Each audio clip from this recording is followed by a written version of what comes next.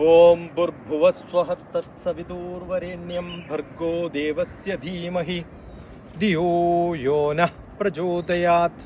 ഗായത്രി മന്ത്രം ഭാരതീയ സങ്കല്പത്തിലെ ഏറ്റവും പ്രാധാന്യമുള്ള എല്ലാവർക്കും ചൊല്ലാവുന്ന ദേവികൾ ലക്ഷ്മി, സരസ്വതി, ഗൗരി ചേർന്നിരിക്കുന്നതാണ് സൂര്യഭഗവാന്റെ മന്ത്രം. ഓം ഭുർ, ഓം പ്രണവമന്ത്രം.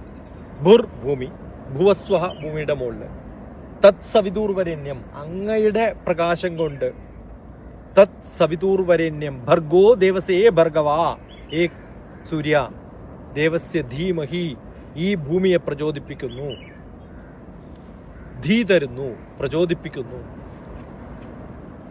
ഓം ഭുർഭുവസ്വഹ തത് സവിതൂർവരേണ്യം ഭർഗോ ദേവസ്യ ധീമഹി ധിയോ യോ നഃ പ്രചോദയാത്. എൻ്റെ ഉള്ളിലേക്ക് കടന്നു വന്ന് എന്നെയും കൂടി പ്രചോദിപ്പിക്കണേ. പുറത്ത് മാത്രം വെളിച്ചുണ്ടായിട്ട് കാര്യമില്ല, അകത്ത് വെളിച്ചമില്ലാണ്ടിരുന്നാൽ. മനുഷ്യന്മാർ പലപ്പോഴും പുറത്ത് പലതും ഉണ്ടാവും, പക്ഷെ അത് കാണാനുള്ള ഉൾക്കണ്ണില്ലാത്തത് കൊണ്ട് അത് ആസ്വദിക്കാൻ പറ്റാത്ത മനുഷ്യനായി മാറരുത്. എപ്പോഴും നമുക്ക് വേണ്ടത് ഉള്ളിലുള്ളൊരു കാഴ്ചയാണ്. പ്രചോദനം നൽകുന്ന, ആറ്റിറ്റ്യൂഡ് തരുന്ന ഒരു മനുഷ്യന് മാത്രമേ, പോസിറ്റീവായിട്ട് ചിന്തിക്കുന്ന ഒരാൾക്ക് മാത്രമേ ലോകത്തെ നന്മയായിട്ട് കാണാൻ സാധിക്കുള്ളൂ.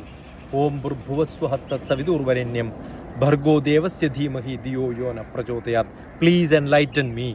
എന്നെ കുറച്ചും കൂടി വെളിച്ചത്തിലേക്ക് നയിക്കൂ, ബ്ലിസ്ഫുൾ ആക്കൂ, സന്തോഷവാനാക്കൂ, എന്നെ പ്രചോദിപ്പിക്കൂ എന്നാണ് ഇതിൻ്റെ അർത്ഥം. ആ പ്രചോദനയ്ക്ക് പറ്റിയിട്ടുള്ളൊരു സ്ഥലമാണ് ബേക്കൽ എന്നുള്ള അർത്ഥം. റെസ്റ്റ്ലെസ് ആണ് ഞാൻ. എന്തിനു വേണ്ടിയിട്ട്?